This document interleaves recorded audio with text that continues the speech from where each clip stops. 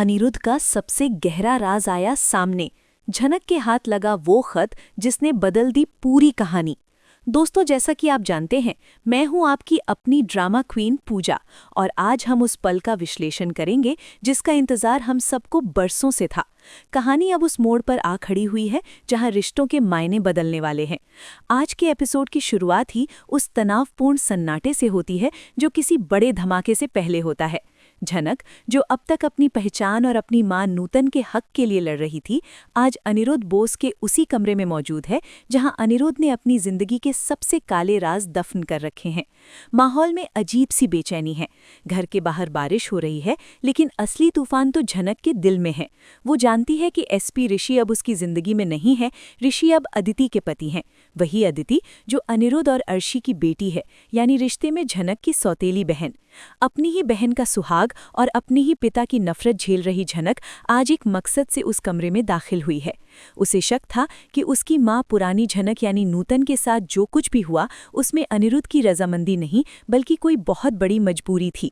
वो पुरानी फाइलों और धूल खाती किताबों को पलट रही है। उसकी आंखों में आंसू हैं, लेकिन हाथों में एक जुनून है। उसे अर्शी और अनिरुद्ध की शादी की पुरानी एल्बम मिलती है, जिसे देखकर उसका खून खौल उठता है, क्योंकि यही वो शादी है जिसने उसकी मां की जिंदगी बर्बाद की थी। लेकिन तभी उसकी नज़र अलमारी के सबसे ऊपरी हिस्से में रखी एक पुरानी लाल रंग की डायरी पर पड़ती है, जो शायद सालों से वहां छिपी हुई थी। झनक कांपते हाथों से उस डायरी को निकालती है। ये डायरी अनिरुद्ध की है। जैसे ही वो उसे खोलती है, उसमें से एक पीला पड़ चुका लिफाफा नीचे गिरता है। ये कोई साधारण कागज नहीं था, ये इस शो के इतिहास का सबसे बड़ा सबूत था। ये खत अनिरुद्ध ने तब लिखा था जब पुरानी झनक यानी नूतन उसे छोड़कर जा रही थी, लेकिन ये खत नूतन तक कभी पहुंच ही नहीं पाया था। झनक उस खत को खोलती है, और जैसे जैसे वो अनिरुद्ध की लिखावट पढ़ना शुरू करती है, उसके चेहरे के भाव बदलने लगते हैं। अब तक अनिरुद्ध को अपनी मां का गुनहगार समझने वाली झनक के पैरों तले जमीन खिसक जाती है। उस खत में अनिरुद्ध ने अपनी आत्मा निचोड़ कर रख दी थी। नरेशन के जरिए हमें पता चलता है कि अनिरुद्ध ने लिखा था कि वो अर्शी के साथ सिर्फ एक समझौते और परिवार के दबाव के कारण है, लेकिन उसकी रूह और उसका प्यार सिर्फ और सिर्फ नूतन के लिए है। ये खुलासा झनक के लिए किसी झटके से कम नहीं है। अब तक उसे लगता था कि उसके पिता ने उसकी मां को धोखा दिया था, लेकिन ये खत चीख चीख कर गवाही दे रहा था कि अनिरुद्ध हमेशा से नूतन का था और आज भी शायद उसी का है। सोचिए, ये सच अगर बाहर आ गया तो अदिति का क्या होगा? अदिति, जो बड़े गर्व से खुद को अनिरुद्ध और अर्शी के प्यार की निशानी मानती है और ऋषि की पत्नी बनकर बैठी है, उसकी तो पूरी अस्तित्व ही एक झूठ पर टिका है। झनक उस खत को सीने से लगा लेती है। उसकी आंखों से बहते आंसू अब दुख के नहीं, बल्कि एक अजीब सी राहत और गुस्से के हैं। राहत इस बात की कि उसकी मां का प्यार एक तरफा नहीं था, और गुस्सा इस बात का कि आखिर ये खत उसकी मां तक पहुंचने किसने नहीं दिया। क्या ये अर्शी की चाल थी? तभी कमरे के दरवाजे की आहट होती है। झनक संभलने की कोशिश करती है, लेकिन बहुत देर हो चुकी है। अनिरुद्ध वहां खड़ा देखकर झनक के हाथ नहीं कांपते, बल्कि उसकी पकड़ उस खत पर और भी मजबूत हो जाती है। ये वो डरपोक झनक नहीं है जिसे दुनिया अब तक दबाती आई है। ये नूतन की बेटी है जो आज अपनी मां के हक का हिसाब मांगने खड़ी है। अनिरुद्ध की नजरें सीधे उस पीले कागज पर जाती हैं और उसके चेहरे का रंग उड़ जाता है। वो पहचान गया है कि ये वही खत है जिसे उसने सालों पहले अपने आंसुओं से लिखा था, वो खत जो उसकी और नूतन की अधूरी प्रेम कहानी का इकलौता गवाह है। कमरे में एक भारी खामोशी छा जाती है, ऐसी खामोशी जो तूफान से भी ज्यादा शोर मचाती है। अनिरुद्ध आगे बढ़ता है, शायद उस खत को छीनने की नीयत से, लेकिन झनक की आंखों में जल रही नफरत की आग उसे ठिठकने पर मजबूर कर देती है। ये एक बाप और बेटी का आमना सामना नहीं है, ये एक कायर प्रेमी और एक धोखा खाई हुई प्रेमिका की निशानी के बीच की जंग है। झनक की खामोश निगाहें अनिरुद्ध से हजारों सवाल पूछ रही हैं। अगर तुम मेरी मां से इतना प्यार करते थे तो उन्हें मरने के लिए अकेला क्यों छोड़ा? क्यों अर्शी के साथ घर बसाया और क्यों अपनी ही बेटी को नाजायज कहलाने दिया? अनिरुद्ध की आंखों में पछतावा है। वो कुछ कहना चाहता है, अपनी सफाई देना चाहता है, लेकिन शब्द उसके गले में फंस कर रह जाते हैं। वो जानता है कि आज अगर उसने मुंह खोला तो अर्शी के साथ उसका सालों पुराना रिश्ता और बोस परिवार की झूठी शान सब ताश के पत्तों की तरह बिखर जाएगा। लेकिन झनक रुकने वाली नहीं है। वो अनिरुद्ध के सामने उस खत को लहराती है, जैसे उसे चुनौती दे रही हो कि आज सच कबूल नहीं होगा। अनिरुद्ध की बेबसी देखने लायक है। वो दुनिया के लिए एक बड़ा रईस हो सकता है, लेकिन अपनी बेटी के सामने वो आज एक हारा हुआ इंसान है। तभी हॉल में जूतों की भारी आवाज गूंजती है। ये कदमों की आहट किसी और की नहीं, बल्कि एसपी ऋषि की है। ऋषि जो अब इस घर का दामाद है, अदिति का पति है, लेकिन जिसके दिल के किसी कोने में आज भी अपनी पूर्व पत्नी झनक के लिए एक कसक बाकी है। ऋषि पुलिस की वर्दी में है और उसकी तेज निगाहें तुरंत भांप लेती हैं कि स्टडी रूम में कुछ तो गड़बड़ है। वो दरवाजे की ओर बढ़ता है। अनिरुद्ध घबरा जाता है। अगर ऋषि ने ये खत पढ़ लिया तो क्या होगा? ऋषि अब केवल झनक का एक्स हस्बैंड नहीं है, बल्कि कानून का रखवाला और अर्शी अनिरुद्ध का दामाद भी है। ये स्थिति अनिरुद्ध के लिए किसी दुष्स्वप्न से कम नहीं है।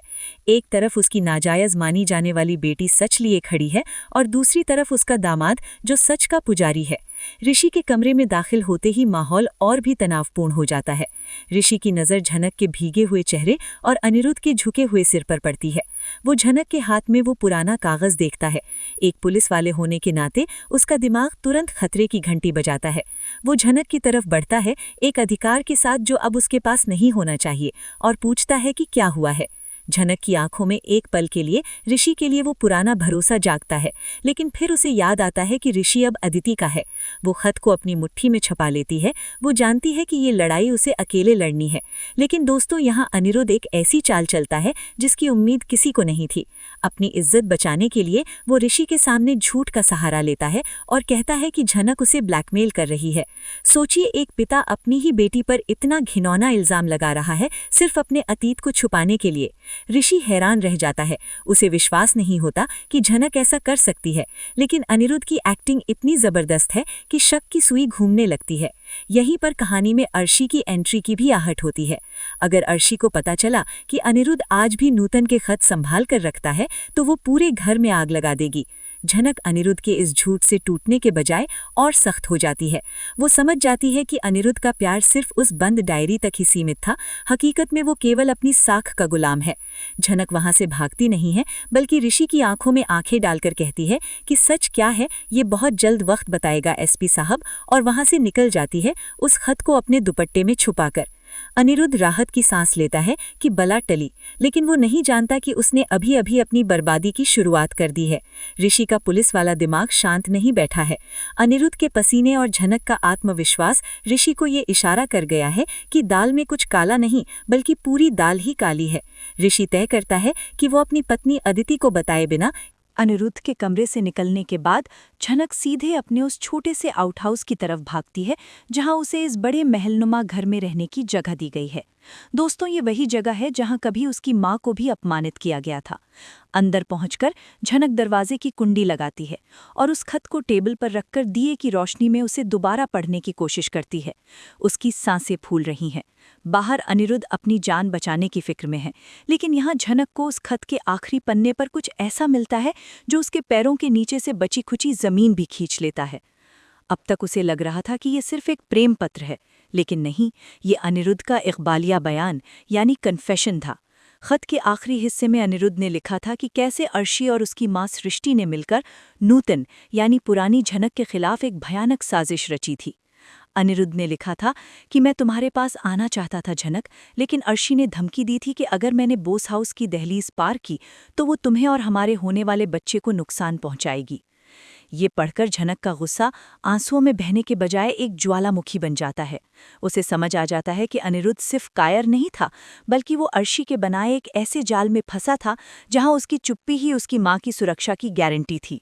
लेकिन अब तो मां नहीं रही, अब किस बात का डर? झनक उस खत की फोटो अपने फोन में खींच लेती है और असली खत को एक पुरानी मूर्ति के अंदर छिपा देती है। वो जानती है कि अर्शी की नज़रें चील जैसी हैं। अगर उसे भनक भी लगी तो वो सबूत मिटाने में एक पल नहीं लगाएगी। तभी झनक के फोन की घंटी बजती है। स्क्रीन पर नाम चमकता है, एसपी ऋषि। झनक का हाथ ठिठक जाता है। वो फोन उठाए या नहीं? अभी कुछ देर पहले ही ऋषि ने उस पर शक किया था, या शायद वो केवल नाटक कर रहा था। उधर बोस हाउस के आलिशान बेडरूम में ऋषि चैन से नहीं बैठा है। अदिति उसके पास आती है, हाथों में कॉफी का मग लिए। अदिति, जो अपनी मां अर्शी की ही परछाई है, ऋषि के चेहरे पर छाई चिंता को भांप लेती है। वो ऋषि के कंधे पर हाथ रखकर पूछती है कि वो इतना परेशान क्यों है। ऋषि, जो एक सुलझा हुआ पुलिस अफसर है, अदिति को सच नहीं बताता। वो जानता है कि अदिति अपने माँ और पिता के खिलाफ एक शब्द नहीं सुन सकती। ऋषि बात को घुमा देता है और कहता है कि वो एक पुराने केस को लेकर उलझा हुआ है।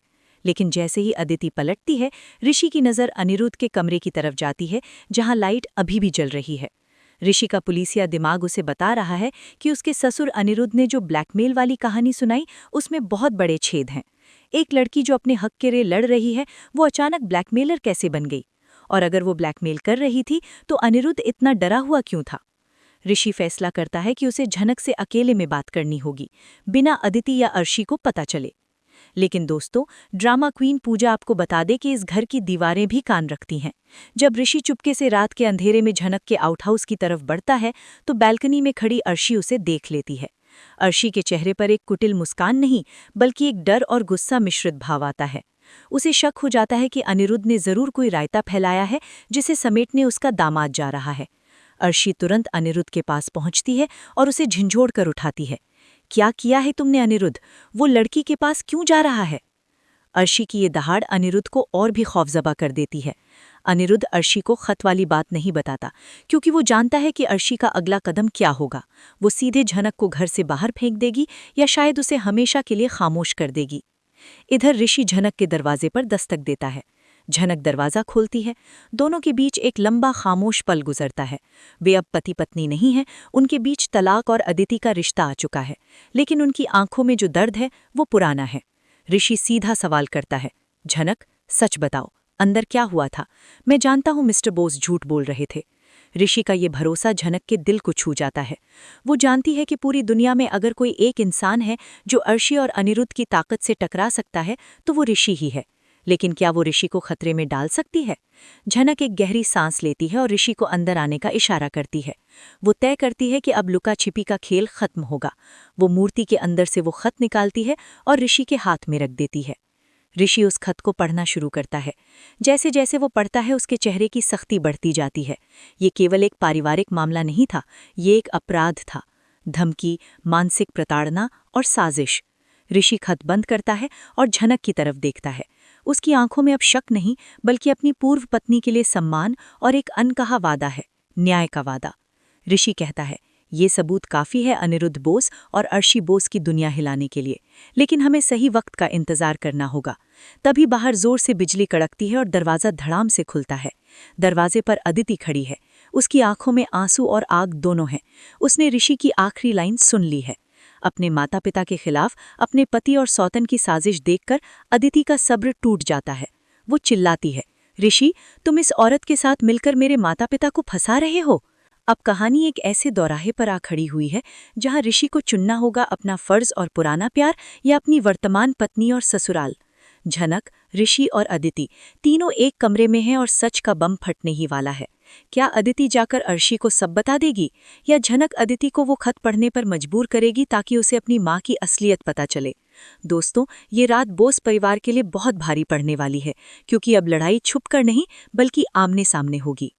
अदिति की चीख से कमरे में ऐसा सन्नाटा छा जाता है जिसे केवल बाहर हो रही तूफानी बारिश का शोर ही काट पा रहा है। अदिति की आंखों में अपने पति के लिए नफरत और सौतन के लिए आग साफ दिखाई दे रही है। वो आगे बढ़ती है और ऋषि के हाथ से वो खत छीनने की कोशिश करती है, ये मानते हुए कि ये कोई लव लेटर है जो ऋषि और झनक के बीच चल रहा है। अदिति का दिल जोर जोर से धड़क रहा है। उसे लग रहा है कि उसकी दुनिया उजड़ रही है। उसका पति उसे धोखा दे रहा है, वो भी उसी लड़की के साथ जिसे वो अपने घर की सबसे बड़ी मुसीबत मानती है। अदिति का हाथ हवा में उठता है झनक पर वार करने के लिए, क्योंकि उसे लगता है कि झनक उसके सुखी वैवाहिक जीवन में जहर घोल रही है। लेकिन इससे पहले कि उसका हाथ झनक के गाल को छू पाता, ऋषि उसका हाथ बीच हवा में ही थाम लेता है। ऋषि की पकड़ सख्त है, एक पति की नहीं बल्कि एक पुलिस अफसर की पकड़ जो कानून को अपने हाथ में लेने से रोक रहा है। ऋषि की आंखों में अदिति के लिए गुस्सा नहीं बल्कि एक अजीब सी दया है। वो जानता है कि अगले कुछ पलों में अदिति जिस सच्चाई से रूबरू होने वाली है वो उसे अंदर तक तोड़कर रख देगा। ऋषि शांत लेकिन भारी आवाज में कहता है, अदिति, हाथ उठाने से पहले एक बार देख लो कि तुम जिस कागज को छीनना चाहती हो उसमें लिखा क्या है। ये मेरा और झनक का प्रेम पत्र नहीं, ये तुम्हारे पिता अनिरुद्ध बोस का काला सच है। अदिति सन्न रह जाती है। ऋषि का लहजा इतना गंभीर है कि उसका गुस्सा पल भर के लिए ठिठक जाता है। वो झनक की ओर देखती है जो सर झुकाए खड़ी है, लेकिन उसकी आंखों में कोई चोरों वाला डर नहीं बल्कि एक दृढ़ता है। झनक जानती है कि ये पल अदिति के लिए कितना भारी है, क्योंकि वो खुद कुछ देर पहले इसी दर्द से गुजर चुकी है। अदिति कांपते हाथों से ऋषि के हाथ से वो पीला पड़ा हुआ खत लेती है। वो अनिरुद्ध की लिखावट को पहचानती है। बचपन से उसने अपने पापा को फाइलों पर साइन करते देखा है, ये वही लिखावट है। जैसे जैसे अदिति उस खत को पढ़ना शुरू करती है, उसके चेहरे से रंग उड़ने लगता है। उसके पैरों के नीचे से जमीन खिसकने लगती है। वो पढ़ती है कि कैसे उसके पिता ने अपनी असली मोहब्बत नूतन का गला घोंटा था, सिर्फ समाज और अर्शी के डर से। वो पढ़ती है उस साजिश के बारे में जिसने एक मासूम औरत की जान ले ली थी। अदिति का दिमाग सुन्न हो जाता है। जिन माता पिता को उसने भगवान का दर्जा दिया था, जो अर्शी हमेशा नैतिकता और क्लास की बातें करती थी, वो असल में एक कातिल साजिश का हिस्सा थी। अदिति के हाथ से वो खत छुटकर जमीन पर गिर जाता है। वो लड़खड़ाती है और दीवार का सहारा लेती है। उसका पूरा शरीर कांप रहा है। उसे समझ नहीं आ रहा कि वो रोए या चिल्लाए। उसका अस्तित्व, उसकी परवरिश, सब कुछ एक झूठ पर टिका था। झनक, जो अब तक चुप थी, धीरे से आगे बढ़ती है और जमीन से वो खत उठाती है। वो अदिति के कंधे पर हाथ रखने की कोशिश करती है, एक बहन के नाते, लेकिन अदिति झटक देती है।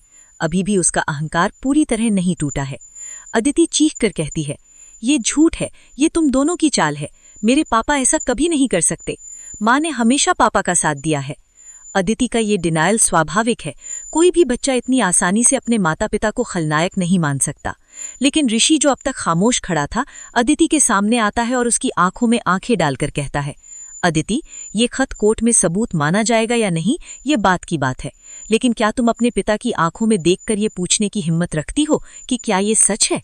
क्योंकि एक पुलिस वाला होने के नाते मैं बता सकता हूं कि अपराधी की लिखावट झूठ बोल सकती है, लेकिन उसके शब्द उसका गिल्ट नहीं छुपा सकते।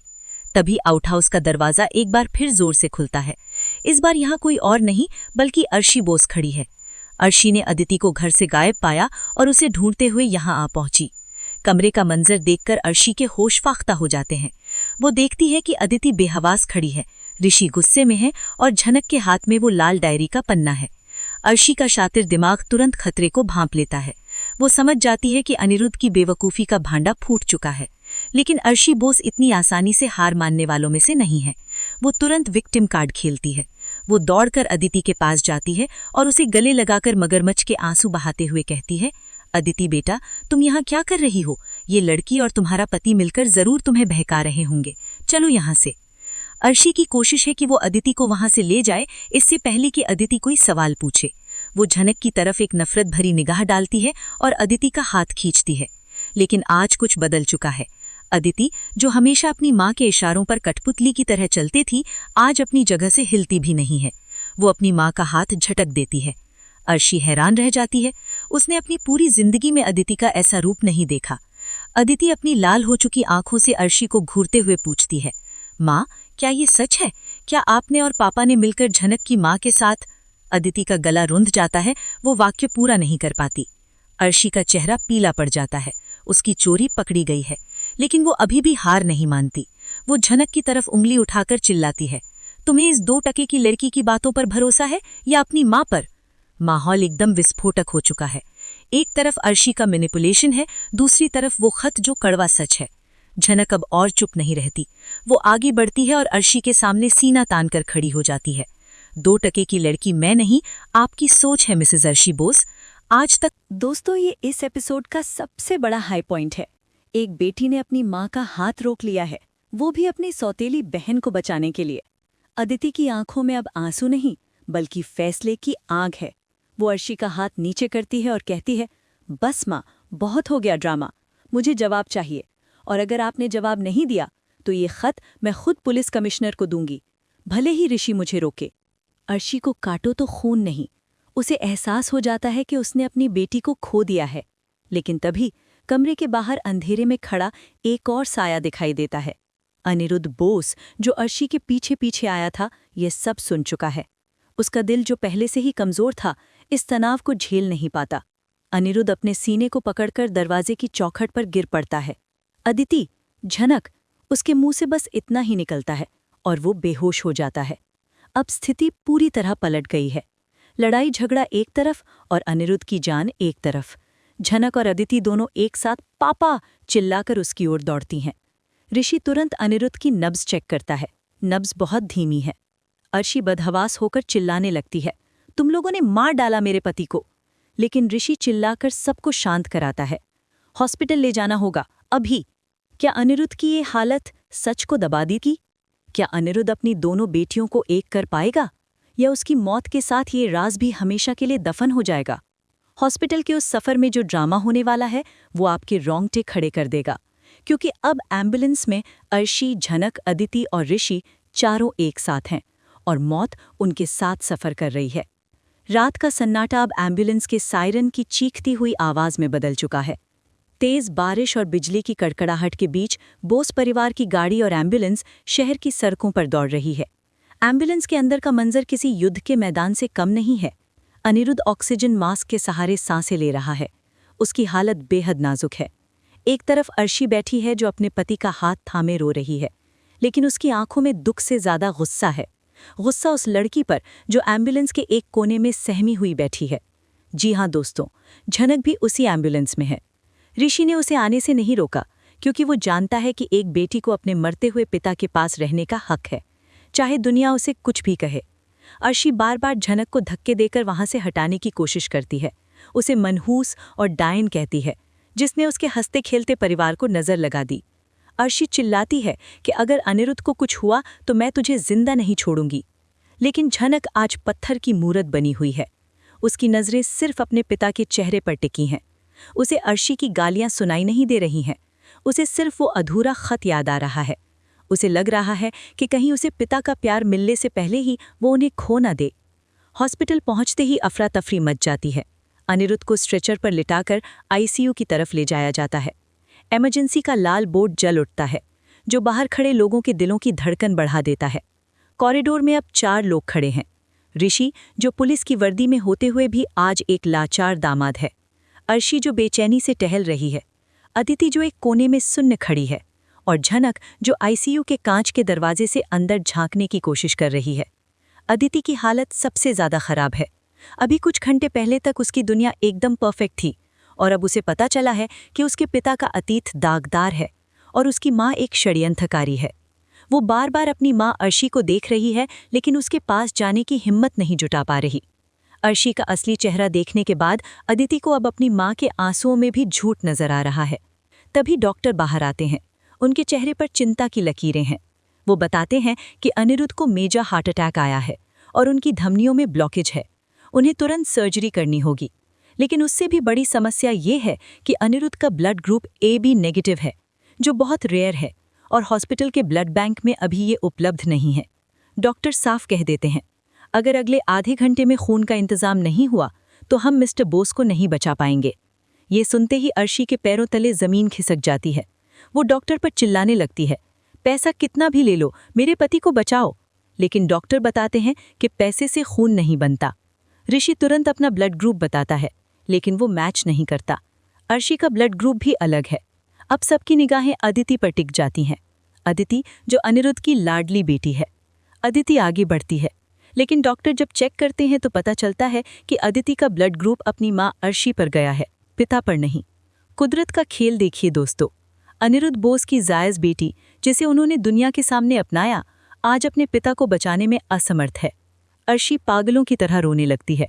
उसे अपनी दौलत और रुतबा आज मिट्टी के बराबर लग रहा है। तभी पीछे से एक कांपती हुई लेकिन मजबूत आवाज आती है, मेरा ब्लड ग्रुप AB नेगेटिव है डॉक्टर।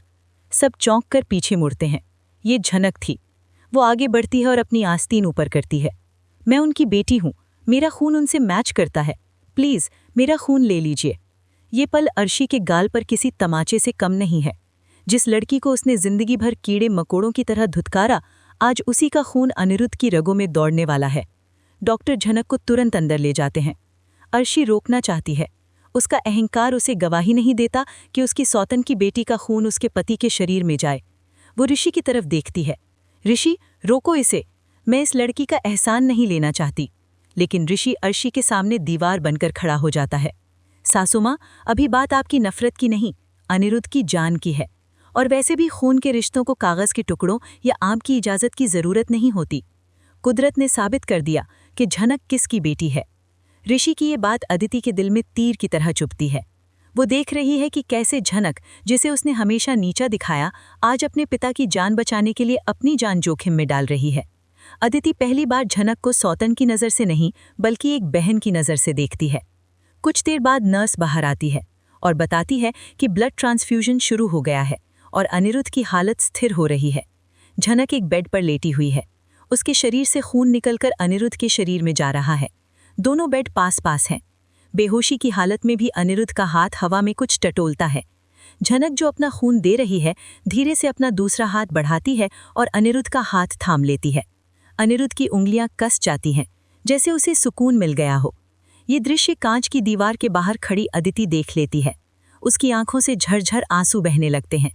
उसे एहसास होता है कि ये बंधन, ये खिंचाव झूठा नहीं हो सकता। लेकिन दोस्तों, ड्रामा क्वीन पूजा आपको बता दे कि अर्शी अभी शांत नहीं बैठी है। जब उसे पता चलता है कि अनिरुद्ध खतरे से बाहर है तो उसका डर फिर से घमंड में बदल जाता है। वो मन ही मन एक नई चाल सोच रही है। वो जानती है कि जब अनिरुद्ध होश में आएगा तो झनक के इस बलिदान के बाद वो उसे अपना लेगा, और अगर ऐसा हुआ तो अर्शी और अदिति का क्या होगा। अर्शी कोने में जाकर किसी को फोन लगाती है। ये फोन किसे किया गया है? क्या वो सृष्टि को बुला रही है या फिर तेजस जैसे किसी गुंडे को, ताकि हॉस्पिटल से निकलते ही झनक का खेल खत्म किया जा सके? उधर ब्लड डोनेट करने के बाद झनक को चक्कर आ जाता है और वो गिर पड़ती है। ऋषि दौड़कर उसे संभालता है और उसे अपनी बाहों में उठा लेता है। ठीक उसी पल अदिति कमरे में दाखिल होती है और ऋषि को झनक को बाहों में लिए देख लेती है। एक तरफ पिता की जान बचने की खुशी और दूसरी तरफ पति को अपनी सौतेली बहन के करीब देखने का दर्द। अदिति फिर से कंफ्यूज हो जाती है। क्या ऋषि झनक की फिक्र सिर्फ इंसानियत के नाते कर रहा है या पुराना प्यार फिर से जाग उठा है? और सबसे बड़ा सवाल, जब अनिरुद्ध होश में आएगा तो वो पहली आवाज किसकी देगा? अर्शी की या नूतन की बेटी झनक की? हॉस्पिटल का ये ड्रामा अभी खत्म नहीं हुआ है, क्योंकि अनिरुद्ध के होश में आते ही एक ऐसा धमाका होने वाला है जो पुलिस, परिवार और प्रेस सबको हिलाकर रख देगा। दोस्तों, आईसीयू के अंदर मॉनिटर की बीप बीप की आवाज के बीच अनिरुद्ध की पलकें झपकने लगती हैं। बाहर खड़ी अर्शी, अदिति, ऋषि और झनक की सांसें अटकी हुई हैं। जैसे ही अनिरुद्ध अपनी आंखें पूरी तरह खोलता है, डॉक्टर राहत की सांस लेते हैं। अर्शी, जो अब तक अपने मगरमच्छ के आंसू पोंछ चुकी है, सबसे पहले दौड़कर अंदर जाती है। उसका मकसद अनिरुद्ध का हाल जानना नहीं, बल्कि ये सुनिश्चित करना है कि होश में आने के बाद अनिरुद्ध कहीं भावनाओं में बहकर कोई सच न उगल दे। अर्शी अनिरुद्ध का हाथ पकड़कर कहती है, अनिरुद्ध देखो, मैं हूं अर्शी, भगवान का शुक्र है तुम ठीक हो। लेकिन यहाँ वो होता है जिसकी भविष्यवाणी मैंने आपको वीडियो की शुरुआत में की थी। अनिरुद्ध अर्शी की आवाज़ सुनकर उसे सुकून भरी नज़रों से नहीं बल्कि अपना हाथ झटक लेता है। कमजोरी के बावजूद उसकी आंखों में अब अर्शी के लिए वो डर नहीं बल्कि एक अजीब सी वितृष्णा यानी डिस्गस्ट है। उसकी सूखी जुबान हिलती है और पूरे कमरे में सन्नाटा छा जाता है जब वो पहला शब्द बोलता है। वो अर्शी नहीं, अदिति नहीं, बल्कि धीमी आवाज में पुकारता है, झनक। ये नाम अर्शी के कानों में पिघले हुए शीशे की तरह उतरता है। वो घबरा कर कहती है, अनिरुद्ध तुम होश में नहीं हो, तुम्हें आराम करना चाहिए। लेकिन अनिरुद्ध की नजरें दरवाजे पर खड़ी उस लड़की को तलाश रही हैं जिसने अभी अभी उसे अपनी जान का हिस्सा दिया है। ऋषि, जो दरवाजे पर खड़ा सब देख रहा है, झनक को इशारा करता है। झनक धीरे धीरे डगमगाते कदमों से अंदर आती है। ये वही पल है जिसका इंतजार पिछले 25 सालों से हो रहा था, एक बाप और उसकी नाजायज कही जाने वाली बेटी का मिलन। अनिरुद्ध कांपता हुआ हाथ उठाकर झनक के सिर पर रखता है। उसकी आंखों से आंसू बहने लगते हैं। वो अर्शी और डॉक्टर की परवाह किए बिना कहता है, मुझे माफ कर दो बेटा, मैं अपनी कायरता के कारण तुम्हारी माँ नूतन को इंसाफ नहीं दे पाया। लेकिन आज मेरा ये खून मुझे और जीने नहीं देगा अगर मैंने सच नहीं बोला। बाहर खड़ी अदिति ये सब सुन रही है। उसके पिता ने पहली बार झनक को बेटा कहा है। अदिति के अंदर का वो गुमान कि पापा सिर्फ मेरे हैं कांच की तरह टूट जाता है। अनिरुद्ध वहां मौजूद नर्स और डॉक्टर के सामने और सबसे बड़ी बात अपनी पत्नी अर्शी के सामने ये कबूल करता है कि झनक कोई और नहीं, मेरी और नूतन की बेटी है, मेरी सबसे बड़ी वारिस। ये कन्फेशन किसी बम धमाके से कम नहीं है। अर्शी बोस चीख पड़ती है, अनिरुद्ध दवाइयों के नशे में बकवास मत करो, ये लड़की एक धोखेबाज है। अर्शी कोशिश करती है कि वो अनिरुद्ध का मुंह बंद करवा दे, लेकिन अब बहुत देर हो चुकी है। ऋषि अंदर आता है अपने फोन के साथ। उसने अनिरुद्ध के इस बयान को रिकॉर्ड कर लिया है। ऋषि की आंखों में जीत की चमक है। वो अर्शी से कहता है, सासू माँ, अब आप इसे दवाइयों का नशा कहिए या कुछ और, लेकिन डाइंग डिक्लेरेशन या गंभीर हालत में दिया गया बयान कानूनन बहुत मान्य होता है। अर्शी को लगता है कि वो हार चुकी है। उसका पति उसके खिलाफ है, दामाद सबूत ले चुका है और बेटी अदिति अर्शी पलटकर अदिति की तरफ देखती है, उम्मीद करती है कि वो अपनी माँ का साथ देगी, लेकिन अदिति वहाँ मूर्ति की तरह खड़ी है। वो आगे बढ़ती है, अपनी माँ को इग्नोर करती है और अनिरुद्ध के पास जाती है। अदिति झनक का हाथ पकड़ती है और उसे अनिरुद्ध के हाथ पर रख देती है। ये दृश्य देखकर अर्शी पागल हो जाती है। उसका परिवार उसके सामने ही उससे बगावत कर रहा है। लेकिन दोस्तों, ड्रामा क्वीन पूजा आपको याद दिला दे कि अर्शी ने कुछ देर पहले एक फ़ोन किया था। क्या आपको लगा अर्शी इतनी आसानी से हार मान लेगी? बिल्कुल नहीं। तभी आईसीयू का दरवाज़ा धड़ाम से खुलता है। अंदर पुलिस या डॉक्टर नहीं, बल्कि शहर के सबसे बड़े वकील और मीडिया वाले कैमरों के साथ घुस आते हैं। ये अर्शी का मास्टर स्ट्रोक है। अर्शी तुरंत अपना पैंतरा बदलती है। वो कैमरों के सामने रोने का नाटक शुरू कर देती है और चिल्लाती है, देखिए देखिए कैसे ये लड़की और ये पुलिस ऑफिसर मेरे पति की मानसिक स्थिति का फ़ायदा उठा रहे हैं। मेरे पति को हार्ट अटैक आया है, उनका दिमाग ठीक नहीं है और ये लोग उनसे ज़बरदस्ती सादे कागज़ों पर अंगूठा लगवा रहे हैं और झूठे बयान दिलवा रहे हैं ताकि उनकी जायदाद हड़प सकें। मीडिया वाले, जिन्हें मसालेदार खबर चाहिए, झनक और ऋषि को घेर लेते हैं। अर्शी ने बाजी पलट दी है। उसने अनिरुद्ध के कन्फेशन को मानसिक पागलपन और ऋषि की कार्यवाही को साजिश करार दे दिया है। अनिरुद्ध चिल्लाने की कोशिश करता है कि अर्शी झूठ बोल रही है, लेकिन उसकी आवाज़ कमज़ोर है और कैमरों के फ्लैश की चमक में उसका सच दब जाता है। वकीलों की टीम डॉक्टर को धमकाती है कि मरीज से कोई भी मिलने नहीं आएगा। अर्शी एक विजयी मुस्कान के साथ झनक के पास आती है और धीरे से उसके कान में फुसफुसाती है, खून देने से कोई वारिस नहीं बनता झनक। ये दुनिया सबूतों की नहीं, नैरेटिव यानी कहानी की है, और कहानी मैंने लिख दी है। अर्शी सिक्योरिटी गार्ड्स को बुलाती है और आदेश देती है, इस लड़की और इस बिकाऊ पुलिस वाले को मेरे पति के कमरे से धक्के मारकर बाहर निकालो। एपिसोड का अंत एक दिल दहला देने वाले मंजर पर होता है। एक तरफ अनिरुद्ध बेबस बेड पर पड़ा है, अपना हाथ बढ़ा रहा है। दूसरी तरफ गार्ड्स झनक को घसीटते हुए बाहर ले जा रहे हैं। झनक की आंखों में आंसू हैं, लेकिन वो हार नहीं मानी है। वो जाते जाते चिल्लाती है, मिसेस बोस, आप मुझे कमरे से निकाल सकती हैं, लेकिन मेरे पिता के दिल से नहीं। ये जंग अब शुरू हुई है और सबसे बड़ा सवालिया निशान अदिति पर है, जो खामोश खड़ी है। क्या अदिति कोर्ट में गवाही देगी कि उसके पिता होश में थे, या वो अपनी माँ की झूठी शान के लिए फिर से चुप रहेगी? और ऋषि, जिसके हाथ में रिकॉर्डिंग है, क्या वो अपनी वर्दी और नौकरी को दांव पर लगाकर इस वीडियो को वायरल करेगा? दोस्तों, शो अब लीगल ड्रामा और फैमिली वॉर में बदलने वाला है। झनक अब अनिरुद्ध की बेटी साबित होने के लिए नहीं, बल्कि उसे अर्शी की कैद से बचाने के लिए लड़ेगी। तो तैयार हो जाइए अगले महा एपिसोड के लिए। कैसा लगा आपको ये विश्लेषण? क्या आपको लगता है अदिति अपनी माँ का साथ छोड़ेगी? कमेंट्स में जस्टिस फॉर झनक लिखना मत भूलिएगा। और हाँ, अगर वीडियो पसंद आया हो तो लाइक ठोकें और चैनल को सब्सक्राइब करें, क्योंकि टीवी की दुनिया की हर खबर सबसे पहले और सबसे चटपटी आपको यहीं मिलेगी, ड्रामा क्वीन पूजा पर। तब तक के लिए नमस्ते।